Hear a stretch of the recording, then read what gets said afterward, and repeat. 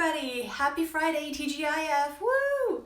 Now, my name is Anna Abramowitz, and if this is your first time experiencing one of these lives, then welcome, first of all. And here's where I really just talk about interactive storytelling. How do you do that? And it's my passion. It's something I want to get out to the world. So if you're enjoying this, please share it with somebody who you think will benefit. But in the meantime, before I get into my story and the things I'm going to teach you today, which really is about taking the old e-learning method and introducing you to my interactive storytelling framework and getting into the details of how that works, if you want, obviously, when I say details, it's going to be like pretty high level because we would be here all day. But if you want more details and more, if this is something that resonates with you, I encourage you to sign up at elearningsecrets.com. Check it out. Sign up for my webinar. Now, so first I want to start off with a really cool story, which is cool now, but wasn't cool when I was doing it. So, and let me know if this resonates with you. And by the way, I do read all your comments. So if you have a comment about something that resonates with you or you have an experience to share, I just absolutely love connecting with you guys, and some of the things that have been shared are letting me know that this resonates, and if this does, let me know. So years back, I worked for a company that was, we were really scenario actually focused. So one of the things that we love doing is putting the learner in the context of where they would be applying the information. And this was like a retail environment. So we designed some pretty awesome scenarios for these people who were actually selling different kinds of products. Imagine something like a Best Buy, right? Like where they get ton of products, ton of awesomeness.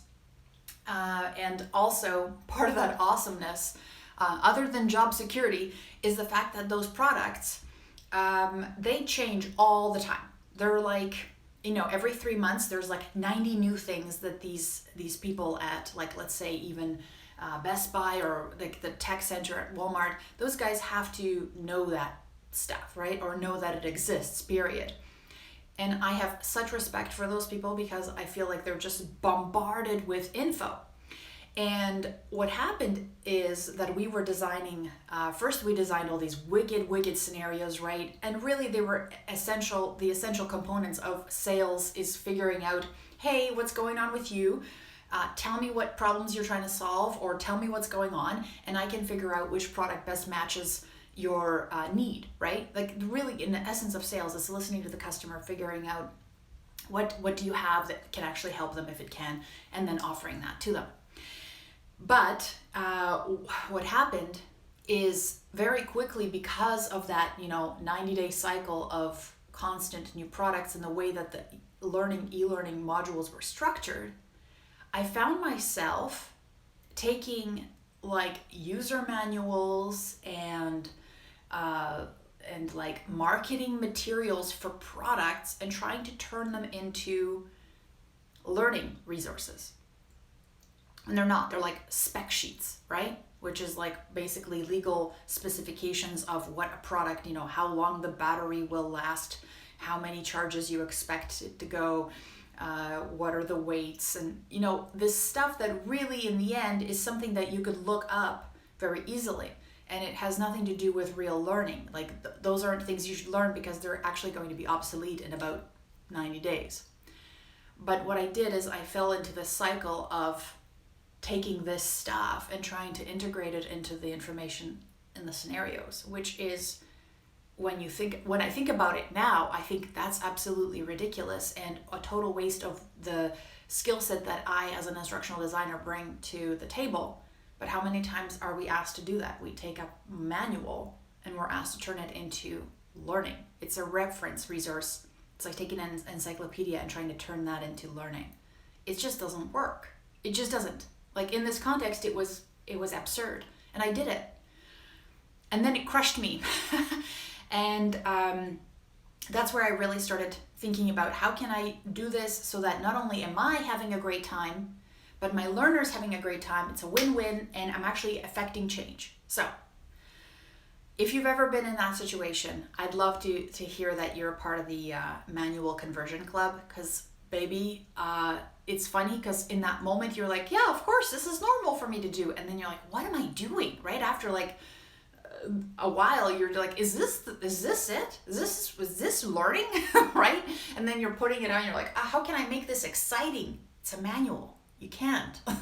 Unless somebody's actually plugging the TV in and trying to work it, and even then they don't find it exciting. They just want it to work as quickly as possible. That's why now most things come up with a 5-step startup guide.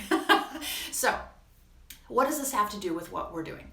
Why am I telling you this story? The reason I'm telling you this is because I think we've been sold a story about how learning should be, how the process should be, and what it's done is it kind of diminished our role. And I wanted to get that passion and creativity and meaning back in my life. And so this is why I'm talking about interactive storytelling today, and that's why I want to talk to you through that system. And I want to make it as clear and simple as possible so that you walk away going, heck yeah, I'm loving it. All right, so first, if you haven't been here before, I'm just going to give you a quick recap of what I think the old e-learning method is. Very quickly, but just so you're like, yep, that's right, Anna, not loving that. Let's move on to what's the new one. Okay, so the first thing is, years ago we were sold by the software company saying, hey, rapid e-learning, let's take whatever you got, PowerPoints, Word documents, and turn them into interactive, engaging e-learning. Learning, yay! And so what happened is, this is the problem. You happen to also love that stuff. I mean, I love that power that comes with the software, being able to build this stuff. Now, I have more power. I have just as much power as like Steven Spielberg, creating interactive things on screen, right? Like, awesome. So, this is the problem though. Because we had the software, one of the things that happened is now we became kind of, bypassed, because the software was doing all the work. The software was giving us all the templates, and then what happened is we ended up with all these templates with text and images and clickety-click things, and then what happened is that what we did is we took this PowerPoint and glorified it into a more interactive, self-paced PowerPoint that didn't need a presenter and also didn't really need our input. It just needed us to, use the software more. And I wanted to get away from that because that's what I felt I was doing. I was also like a glorified wordsmith, really. That's what I turned into. And here you basically become a glorified pixel pusher. So how can we get away from this? Well, friends, it's called the interactive storytelling method. Let me tell you about it. Are you excited? I hope you're excited because this is going to be fun. I love the fact that I'm leaving you on a Friday to just percolate on this on the weekend. Fun, right? By the way, for my Canadian friends, I hope you're making plans for Thanksgiving, whether it is Thanksgiving at your house and you're making something, or you go to restaurants. Some of the restaurants, by the way, make some of the best Thanksgiving stuff ever. So it's actually sometimes better to just go out because they have the best restaurants. Whole Foods. All right, so the new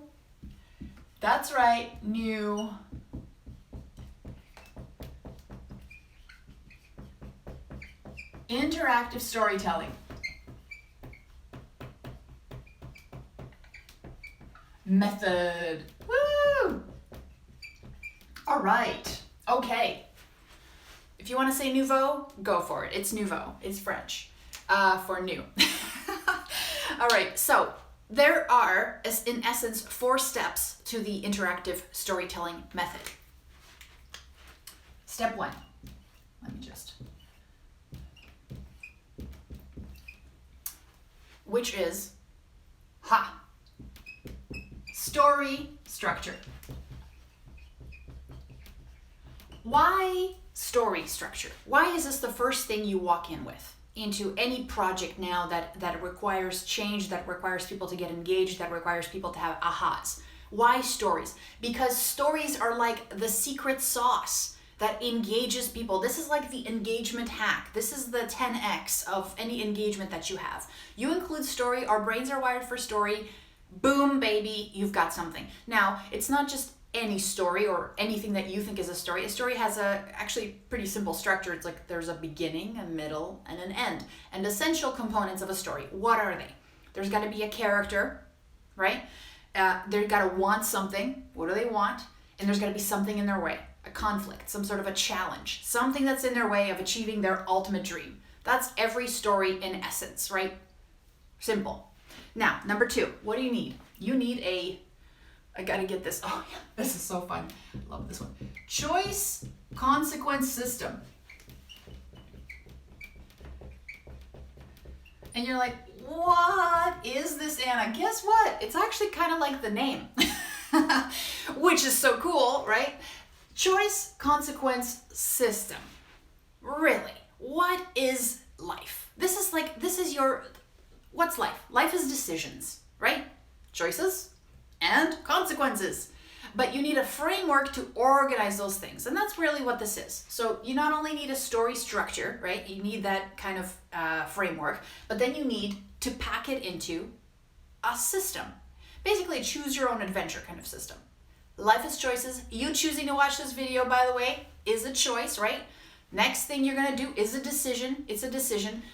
So these two things, super engaging, super interesting to people, but also you need to have them as a preset almost, that you're walking in with this idea that these two elements are necessary for you, and these decisions that you're making along this line are there before you walk into any kind of learning design situation, which is your interactive storytelling. Now, you've got the story structure, you know what it is. Then you've got this choice consequence system, which is basically your framework where you're putting in your decisions and you're structuring them in a sequence, which is very closely related to a story, because what are stories? Basically a bunch of decisions laid out in a sequence, right?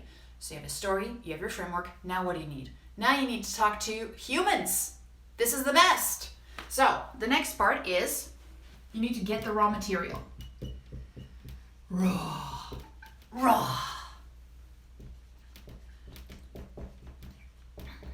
You need to get the raw material. You're talking to practitioners in the field. You're talking to people who are living the dream, people who are where you want your hero to go from your story. What are they doing? What are the decisions that they're making? Now, this step is, you're super premeditated. There's a system around this, right? It's you being super intentional because you're trying to tell a good story and you're trying to capture the key choices and consequences. So this isn't haphazard. You're talking to people in the field and pulling that in. So this is a very structured system. So boom, boom, boom. Now what do? You got all this raw material. Then you take all that awesomeness and magic and context and decisions, and you create your script, your interactive script, right? Okay. Now, interactive. I can't talk and do the interactive script. 4 steps, right? The last step, interactive script, really is like, imagine you're Steven Spielberg.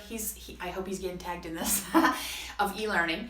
And you're basically taking what you've captured, which is a sequence of decisions and events structured in a way that has a beginning, middle, and an end, has a character that wants to get someplace. These are the decisions that you've organized that will help them get there. And this is, in essence, a screenplay. It's kind of the same thing. So basically, what happens here, which is really cool, is that none of this really has anything to do with software, right? Because software will change. But this stuff, stories thousands of years old, talking to people to extract info, also timeless skill. Writing. We've been doing that for a while, right? So this is what is cool, because this process is independent of the fickle nature of whatever's happening out there with Flash or HTML or VR. None of that. This is a skill set now. And you can take this and you can port it into anywhere. And then you take this, this interactive script, really, and now you can see which software or method can best tell your story. right? Now I can look out there because I know exactly what I need instead of the other way around, which is a lot of us start here. It's like, here's what I got. What can I make with this? And then you try and make this fit in. And it doesn't work the same way. Sometimes it works. Sometimes you get lucky. And then as far as a repeatable model, as far as a skill set that you can bring into any situation, it does not pan out because this is fickle. This changes, right? So, and also this is, this is the icing, but this is the cake with the layers and the awesomeness. So there's another, can you tell? Like, are you getting this? I'm excited. Are you excited? This is cool. So what's also fantabulous about this, and that is actually a real word, is that what's wonderful about this is that you are no longer, you know how I said in the other one where you're kind of like the minion where, it kind of skips you. You're no longer there's no creativity. There's no, there's really not much you're contributing to that process other than maybe choosing some fonts and choosing some templates. But now,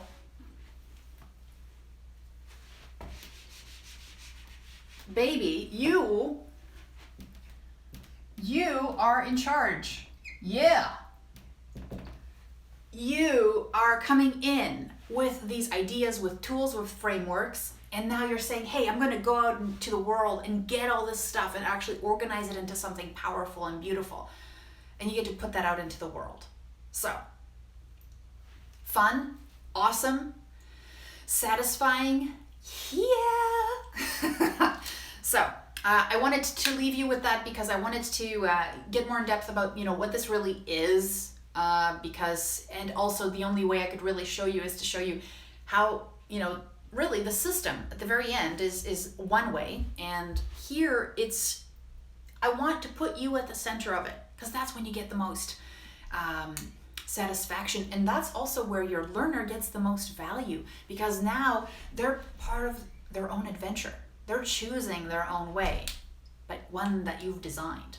So, I get into more details about this in my webinar, so go to elearningsecrets.com and sign up there.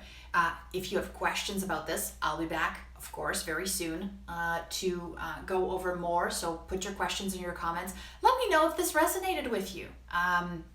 These are my refinements, my ideas. These are the things that I share with my students and that they use and apply to create their own interactive storytelling. And it's pretty awesome when you see some of the products that people produce. Because what's wonderful is that when you have a framework, and that's what I think is just brilliant, instead of having a blank page and you have a million assets to fill them with, if you have the constraints of a framework, that kind of takes away a lot of the anxiety, which the anxiety actually induces you not to be as creative as you want.